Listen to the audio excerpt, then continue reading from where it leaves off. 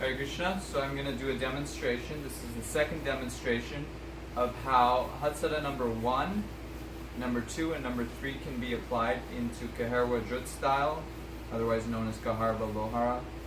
And my brother's going to help me. He's going to sing and he's going to play kartals, and I'm going to play along with him. So I'm going to do it very slowly at first, and I'll do two different styles.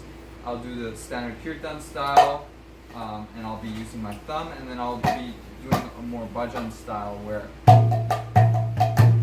I use the stroke, and I'll use the bhajan style on the big side.